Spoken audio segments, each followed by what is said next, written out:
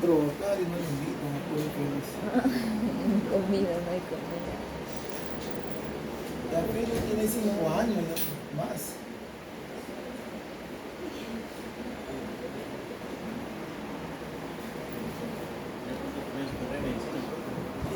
¿Cómo determinamos el tamaño de la muestra para que sea representativa, eficiente y viable? ¿No? Vamos a ver muestreo. El tema es muestreo. Bien.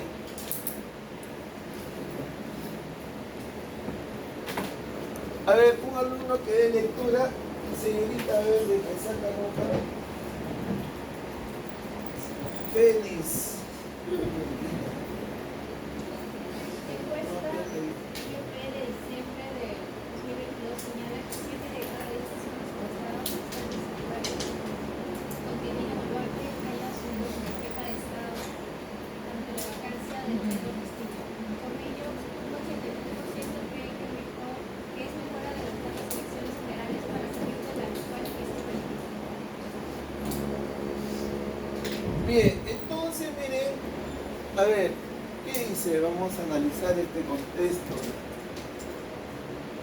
Bueno, según la encuesta dice 7 de cada 10 personas están de acuerdo con la presidenta, ¿no? Y el 87% cree que debe adelantar las elecciones.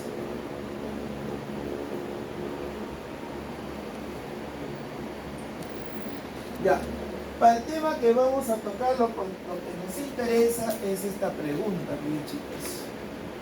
Esta pregunta. ¿Cuántas encuestas o qué tamaño de la muestra se debe considerar para afirmar esto, obtener estos resultados, ¿no? 7 de cada 10, 89.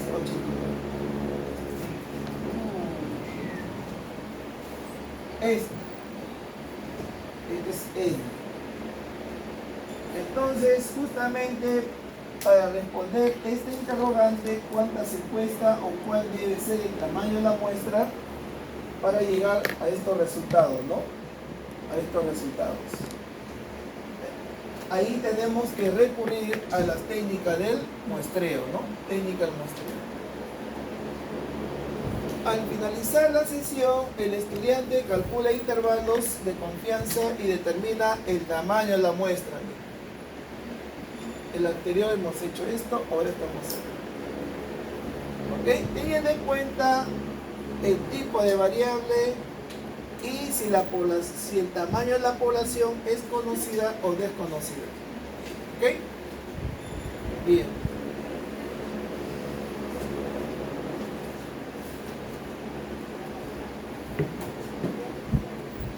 Listo. Proceso de muestreo, miren. Una vez que el investigador ya definió la población de estudio, no raya.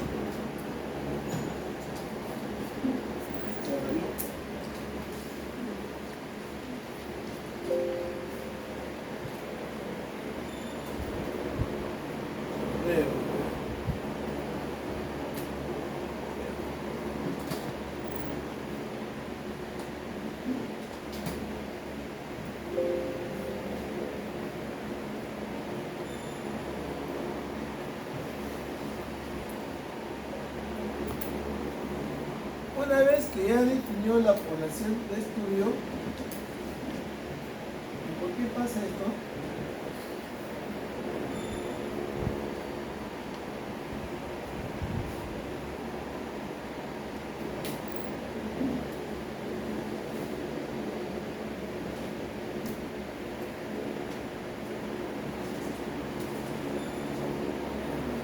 Está fallando.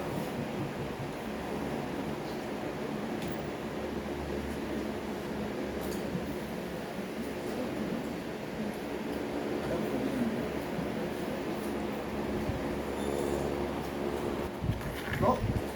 O el número de celular también cambiaron, o antes estaba sano, ahora está enfermo. Bueno, en cuanto al género, eso se mantiene, pues, ¿no? Si hace 10 años era hombre, seguir haciendo hombres, ¿no? Pero hay variables que cambian, ¿no? Su ingreso familiar podría cambiar también. Entonces tiene que estar completamente actualizado. ¿Y por qué tiene que estar actualizado? Porque para obtener los indicadores socioeconómicos, demográficos, de infraestructura, de salud, no. Hace una muestra y elige los elementos de acá. Por eso debe estar completamente actualizado. Porque el marco muestral se van a elegir, ¿no?, dos elementos para integrar en la muestra. ¿Ok? Acá. Y aquí procesan los datos. Toda la información. Toda la información también de cuentas nacionales, etcétera, etcétera. Entonces, una vez que toda la información procesa, obtiene los resultados, ¿no? Listo. Continuamos.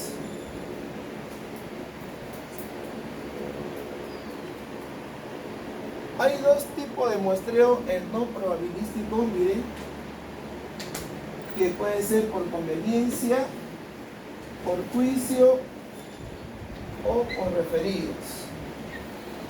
En realidad, el muestreo no probabilístico es muy limitado. ¿Por qué? Porque si ustedes trabajan con la muestra, sus resultados solamente valdrán para esa muestra, para ese grupo de personas. Entonces, no pueden extrapolar, no pueden generalizar los resultados acá. No pueden cuantificar el error estándar. Y al poder no cuantificar el error estándar, no pueden hacer uso de pruebas estadísticas, ¿no? No pueden hacer pruebas estadísticas. Acá más entra en tallar el criterio subjetivo del investigador, ¿no?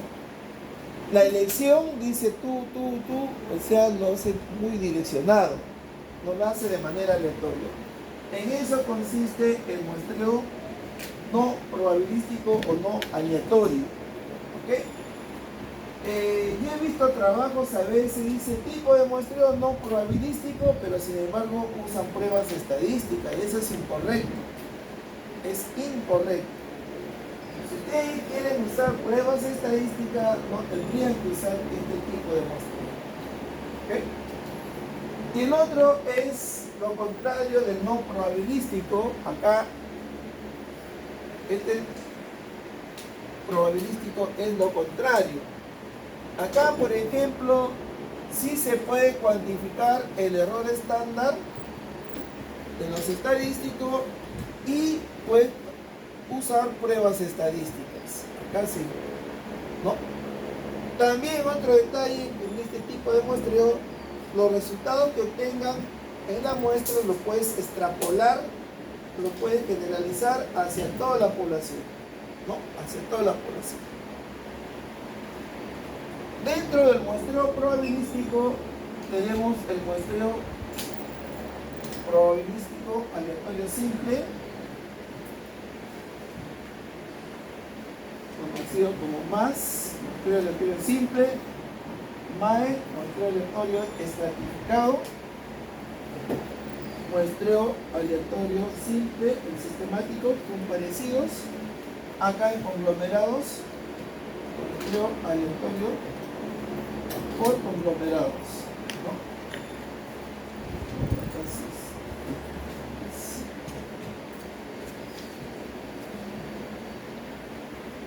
sistemático, ¿no? Muestreo aleatorio sistemático, ¿no? También, miren, inclusive uno puede usar al mismo tiempo el simple con el estratificado, o pueden usar al mismo tiempo los 4 tipos de muestreos. No solamente, no son independientes, ¿ya? No son independientes. Dependiendo la complejidad de la investigación, ustedes pueden usar los 4, 2 o 3, etcétera, etcétera, ¿no? Entonces no hay ningún inconveniente. Lo que sí vamos a tomar más énfasis hoy día, por ser el más usual, el muestreo aleatorio simple. Este vamos a hablar.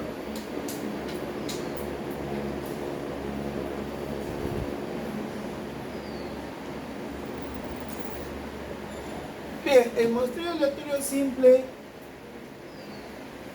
generalmente se usa cuando la población es homogénea, o sea, el coeficiente de variación es menor o igual al 33%, ¿no? También la probabilidad de elección de cada elemento de la población hacia la muestra es la misma, o sea, es equiprobable, ¿no? Equiprobable. Por ejemplo, ustedes que conforman una población, la probabilidad de que la señorita integre la muestra va a ser igual a la probabilidad de que la señorita también integre la muestra. Supongamos que ustedes sean 100 y la muestra es 50. Entonces 50 entre 100, ¿cuánto es? 0.2, ¿no? Entonces la probabilidad de que la señorita integre la muestra es 0.2, la probabilidad de que el amigo integre la muestra es 0.2, la probabilidad de que Félix integre la muestra es 0.2, o sea, tienen la misma probabilidad, ¿no? Ese es el detalle del muestreo aleatorio simple, ¿no? El muestreo aleatorio simple. Se dice que es representativa porque justamente, estadísticamente, es representativa la muestra porque cada elemento de la población tiene la misma probabilidad. Por eso se dice. ¿Ok? Eficiente porque me permite recolectar la mayor cantidad posible de información, pero a un menor costo posible, ¿no? A un menor costo posible. Y viable porque es de fácil manejo, ¿no? La información está disponible, ¿no? El estratificado se usa cuando la población es heterogénea. Quiere decir que el coeficiente de variación es mayor al 33%. Ya, esto ustedes lo conocen, ¿no? Sí. ¿Recuerdan? Sí. Ahí te lo uso, mire, el coeficiente de variación. Entonces, aquí lo que tiene que hacer el investigador aplica una estrategia, ¿no? Por ejemplo, si yo quiero saber la edad o el peso promedio de niños menores de 3 años, entonces el peso ya no es una población homogénea, sino heterogénea, porque hay mucha variabilidad. El peso de un niño de 0 años, o sea, en meses, va a estar muy distante del peso del niño que tiene 3 años, ¿sí o no? Entonces, ¿en qué consiste el muestreo estratificado? En ponerlo en estrato, o conocido subpoblación. Acá estarán en esta subpoblación estarán los pesos de los niños de 0 años, acá de 1 año, acá de 2 años y acá los niños con peso de 3 años, los niños de 3 años, ¿no? Y vemos que hemos convertido dentro de cada estrato es homogéneo.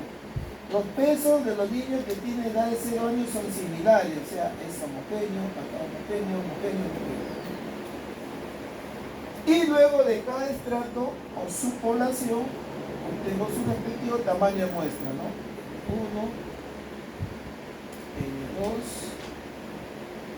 N3 y N4. Entonces, en eso consiste el muestreo estratificado, ¿no? Se usa cuando la población es heterogénea, ¿no? Que consiste en dividir el grupo o estrato o en subpoblaciones a los elementos de la población. Y luego de cada estrato aplicamos el muestreo aleatorio simple. Y aquí acá, muestreo aleatorio simple, y aquí acá. ¿Por qué? Porque ya se convirtieron en cada estrato, son homogéneos, ¿no? Son homogéneos. Y el sistemático aquí significa que los elementos son seleccionados de manera secuencial, ¿no? De manera secuencial. Por ejemplo, a ver, tamaño de la población, vamos a suponer que sea una chiquita nomás, 10 y una muestra de 5, ¿correcto? Entonces, aquí el intervalo de selección sería tamaño de la población sobre el tamaño de la muestra. Sería 10 sobre 5. ¿Cuánto es? 2.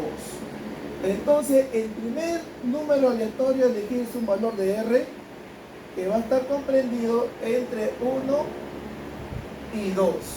¿No? Entre 1 y 2.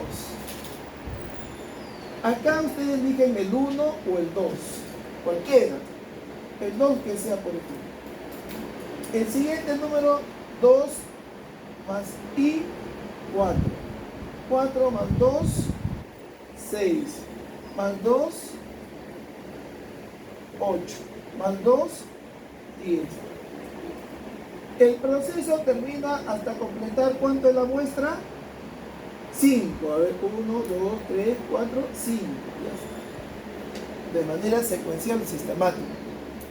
Significa que en mi muestra va a estar el individuo o la encuesta número 2, el individuo o la encuesta número 4, el individuo o la encuesta número 6 y así sucesivamente. ¿Ok? En eso consiste el muestreo aleatorio sistemático. Y el conglomerado, miren chicos, el conglomerado se usa cuando la unidad elemental o las unidades de análisis, se va feliz, están dispersos en diferentes, sí, están dispersos, ¿no? Por ejemplo, aquí tenemos una zona, una urbanización, por ejemplo. Y ustedes quieren aplicar la encuesta a 10 hogares. Cada urbanización tiene su manzana, ¿sí o no? Hay una casa, ¿no? Acá habrá otro. ¿No? Aquí, eso.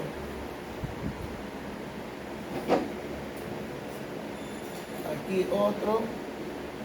Y así sucesivamente, ¿no? Entonces, si ustedes quieren aplicar, por ejemplo, una encuesta en toda esa zona, entonces tendrían que recorrer todo este nivel. Porque de repente ustedes van al mercado y ahí encuestan a la gente. Entonces ya no se aplicaría el muestreo por conglomerado. Pero si tú vas a ir a sus casas, ahí sí hay que aplicar. Esa es la diferencia, ¿no? El muestreo por conglomerado. Supongamos, miren, que hay 100 manzanas. Entonces tú aplicas una muestra y trabajas con 20 manzanas. Inclusive, de cada manzana tú puedes encuestar dejando una casa o dejando 2 casas. O barres con toda la manzana también, ¿no? Entonces, miren, en eso consiste el muestreo por conglomerado. O también puedes agrupar, por ejemplo, un conglomerado es una manzana o puede ser 2 manzanas, ¿no? Pero la idea que aquí, en este tipo de muestreo, es que la unidad de análisis está disperso. O sea, tú vas a tener que ir a buscarlo, ¿no? A su casa. ¿Ok? En eso consiste. Pero si ustedes aplican, van a un sitio estratégico, por decir un parque, un mercado, donde la gente más concurre, y si vas a aplicar ahí exclusivamente, ya no sería estratificado. Esta es la diferencia.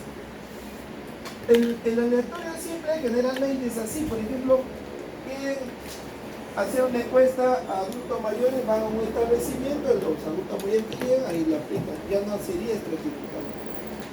Pero si ustedes van a las casas y a ubicarlo toda una zona, ahí sí el conglomerado. El conglomerado. ¿Ok? Bien.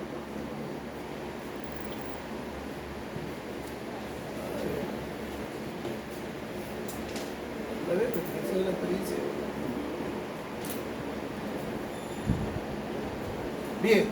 ¿Por qué nosotros hacemos el muestreo?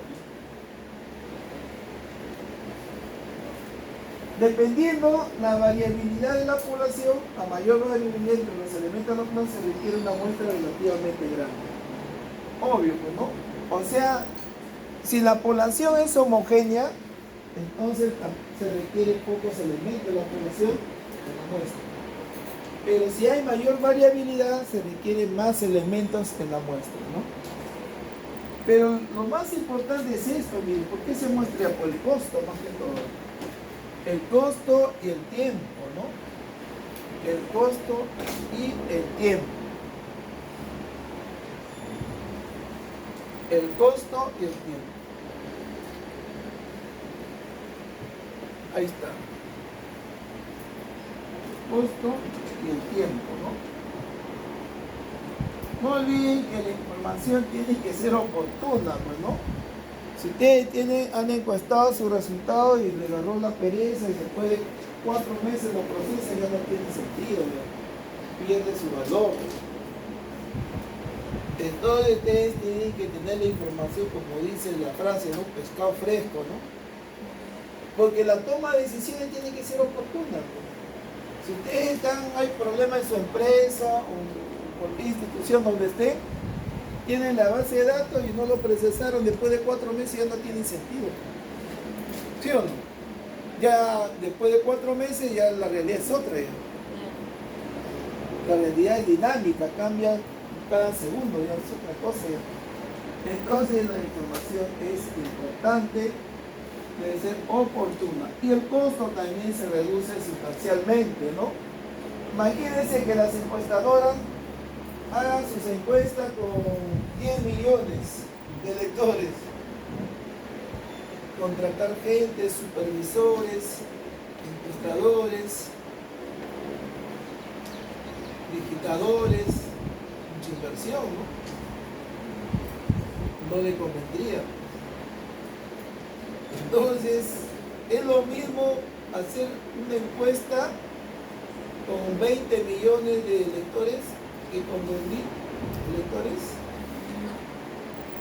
Hay mucha diferencia.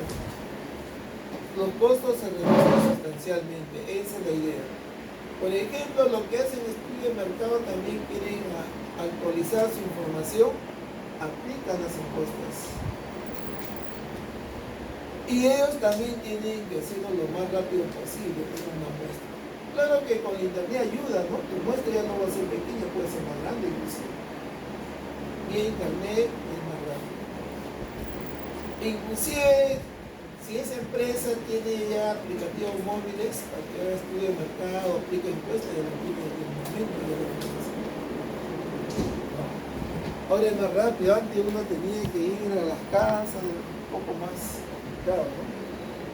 Ahora esto ya ni cómo pasar tiempo, ya es más rápido. ¿Ok?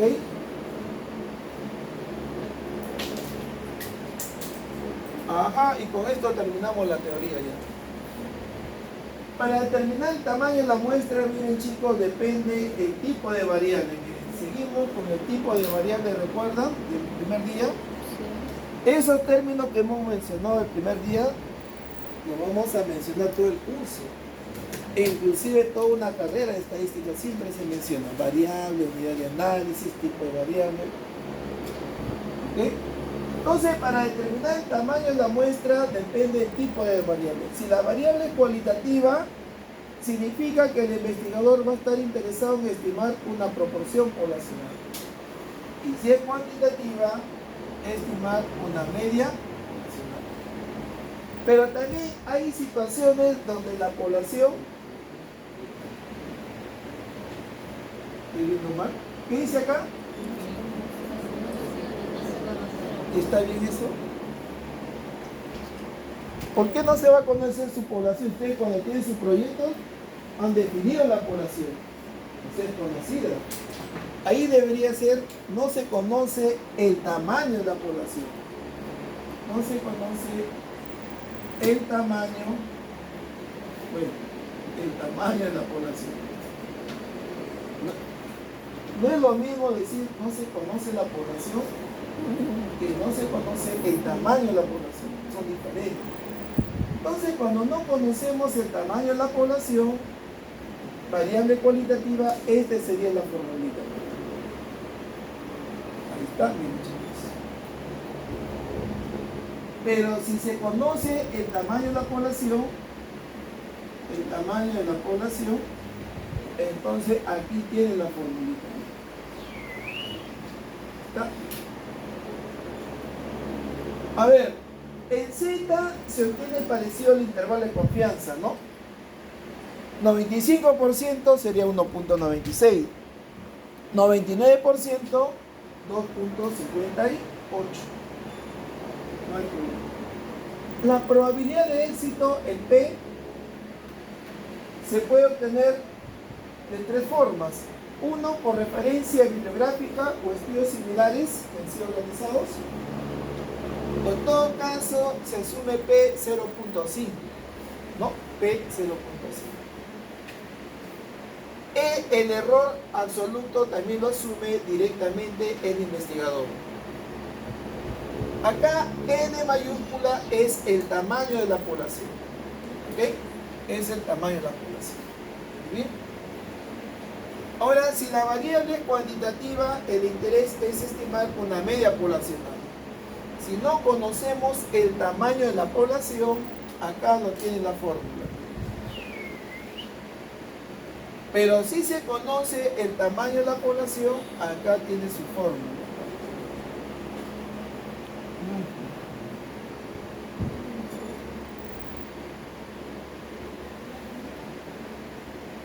Acá lo tiene, chicos.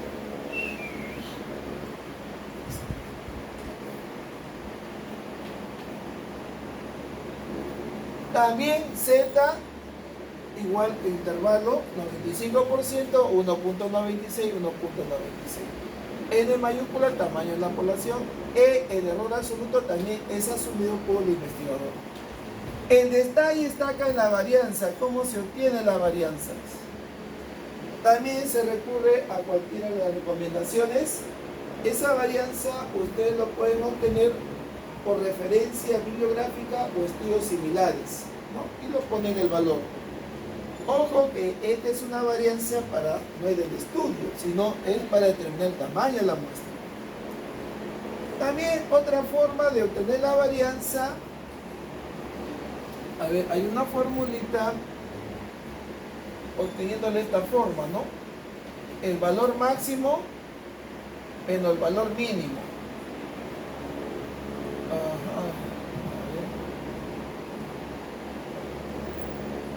Sobre 6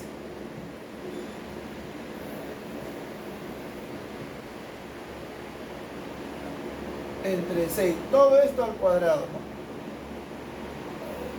Todo eso. También lo pueden obtener de esa forma la varianza, si es que no se conoce. O la otra forma es por una muestra piloto, ¿no? Supongamos que la variable de estudio es hemoglobina. Entonces, para encontrar la varianza de hemoglobina, eligen a 10 personas y a esas 10 le sacan su hemoglobina y sacan la varianza y lo reemplazan.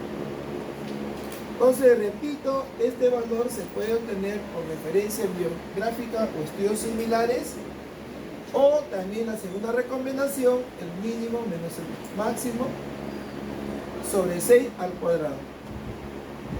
O en todo caso, con una muestra piloto de 10 o 15 encuestas y encuentran la varianza. ¿Ok? Bien. Entonces, esta formulita, tómenlo fotos porque lo vamos a usar ahorita con los ejemplos. ¿Ya?